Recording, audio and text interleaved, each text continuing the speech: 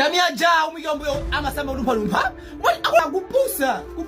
Amanje nakando branda kunokuti abadusa abakaba nejazo tizumana mundirande. Tikambati baka makome tukwanisa na wini.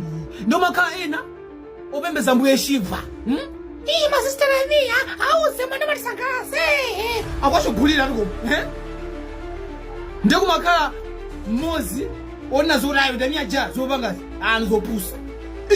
Ndamawe akuruka nakukhawo iwa kasambe sitakusamba ndiko Tamia jani dolo alindalama ndikasambe ndu akuti akasambe ndiyo nayeso sasamba Tamia ja umigombo amasamba lumpa akulu mudakushugulirani koma inuyo mukubwikira umbuyo mukupembeza mbuye Shiva mase amagwanja mukhawo Tamia ja mase kulonga tumapusa kubwayi mase welangu amene kato blata azikamba zake zija ndazuma ndantu muri mbinu anapasa mabule kamene anocha iwe antu mukafunda kwa bando afala ape aoni kulizo zwenda bwanyi ziko zwenda bwanyi ndazingova awasoro anaonena ijobina ndimalekeza polisi kumaino andakti ndinobusa njironi kutelana ndantu makauzi kwa sister Tamia esona kupusa amanje nakando branda kunokuti abadusa abakaba nejazo